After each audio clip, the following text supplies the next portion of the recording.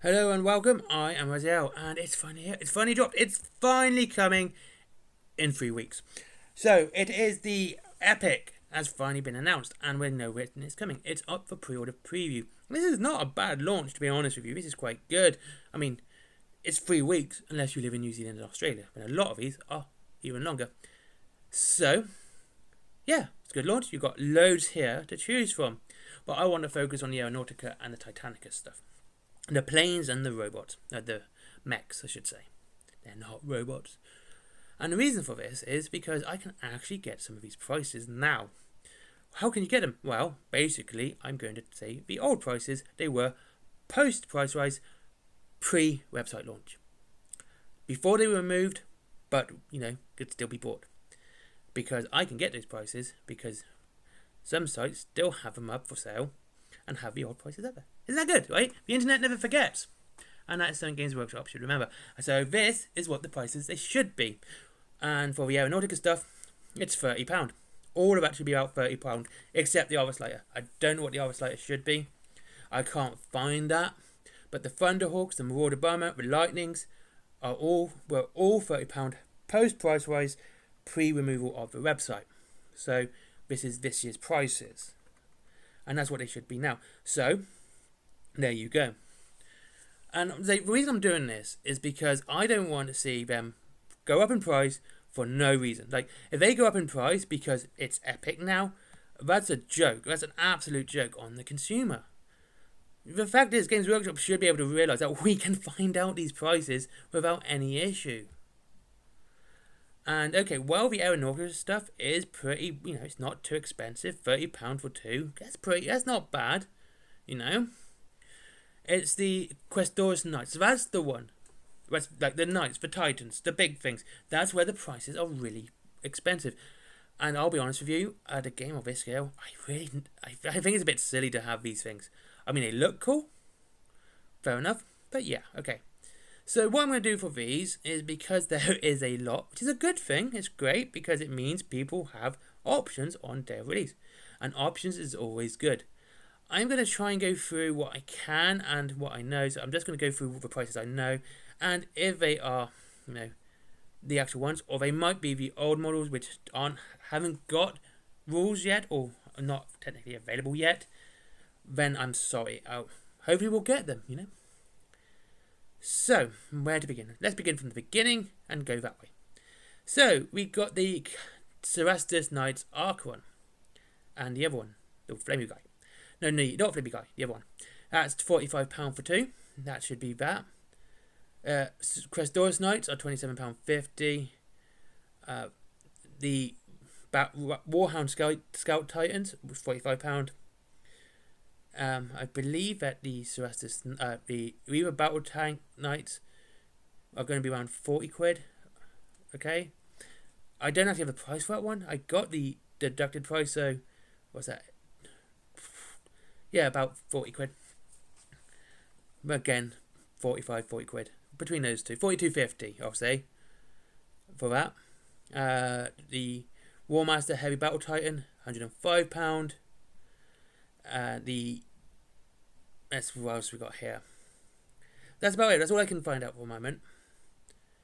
Reaver Battle Titan, £37.50. Warbringer Nemesis Titan with Quake Cannon, 60 quid.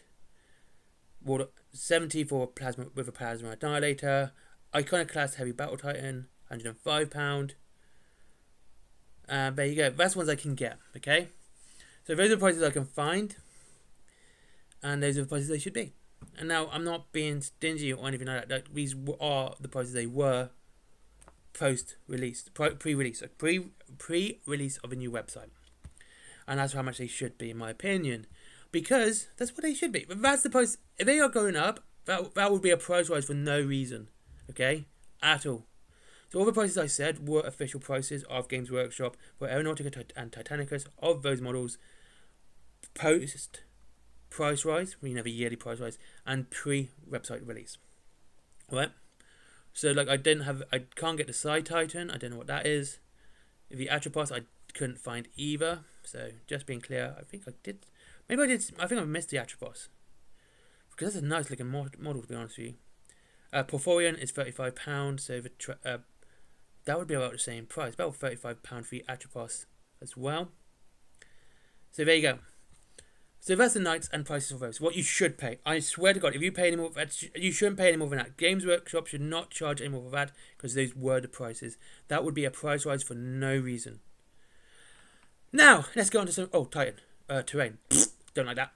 Don't like terrain. Never do. Think you should make it so yourself. Cards. Army cards. Now, this is good. Like, I like this. They're handy, but easy to use. And it means you're not buying the whole book, which is great. I like it. It's actually quite consumer friendly if they are free to download as well, which they should be. They do it for Age of Sigmar all the time. Oh, yeah. Before I forget, 2 army sets. You've got the Auxiliary one, which has got the Sentinels, Ogryns, and Infantry. And you have the Astartes one as well, which has Dreadnoughts, Assault Marines, Terminators, heavy weapons, etc. Tanks, 2 Baneblades.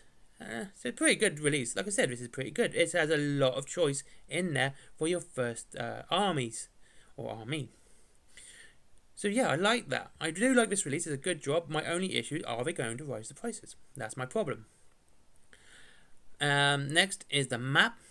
And then you have 2 print on demand. So the Death Leaper and what's his name?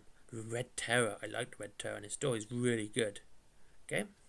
Of course, you have books. Sea of Souls, Dawn of War, Dawn of Fire I should say, not Dawn of War, written by Chris Raitt. I tell you what, I think I'm in the minority. I don't rate him as all. I do not rate Chris Raitt. No, I don't. I think he never gets to the point. It's windy as hell. Like, he just goes on and on and on. Ooh, I do that. So yeah, and it's got Snoop Dogg on the front as well. Of course, you got the special edition, limited edition. Seriously, yeah, I got a limited edition as well.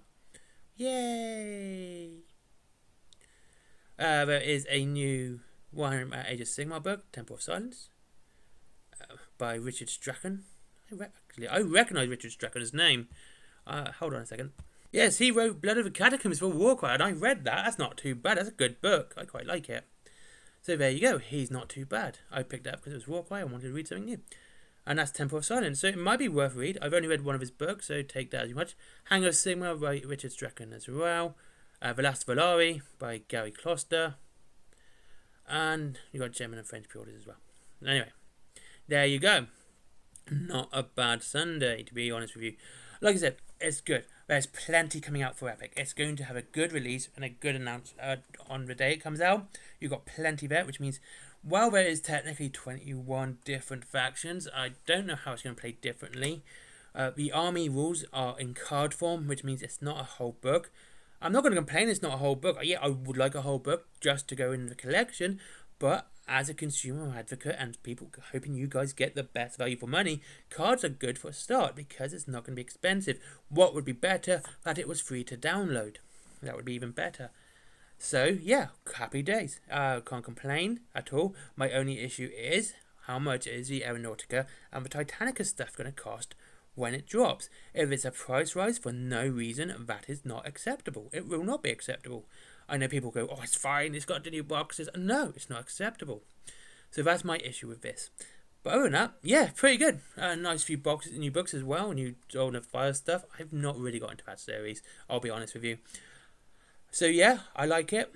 I tell you what I do like though. I do like the new army sets for Epic. You got the Auxiliary one, which means building an army is relatively inexpensive compared to depends on the price, which is what a lot of these smaller scale games do. I said it when it came out. Are they going to copy like Dystopian Wars, where you can buy a whole battle fleet for your army, for your navy, and the same with Vanguard. You can buy whole fleets for relatively low prices, which means you're building an army quickly and not at a high cost. So if they go down that route, that's really good. That's cool, and it looks like they are, because there isn't really anything that you can't use as a single force in here. A small force, don't get me wrong, but a single force, which is fantastic. The nice to see Knights and Titans always getting some love. I think they always look cool. They're nice looking. I love walkers anyway, to be honest with you. I always make sure I have some sort of walker. I'm not joking. My partner, she was talking to me about this. Like, how many walkers do you have? I said, like, for Space Marines, I've got literally an army full of dreadnoughts. people say, man, it's not. It's really not. I can field 50 different walkers just for my Imperium army.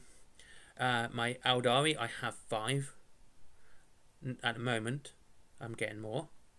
So yeah, I love walkers. I love the big models. I think they look good, and well, I don't think they look a bit silly in a scale game race of this scale, but they do look cool, and that bit of silliness is always fun.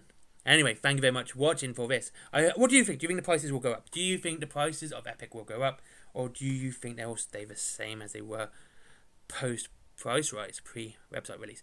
Anyway, thank you very much for watching. I hope you all have a good day, and I'll see you all again soon on tomorrow, actually, when I will talk about the prices, whether they're gone up or down, and of course the box itself. Anyway, thank you very much for watching. Have a great day. I'll see you all again soon.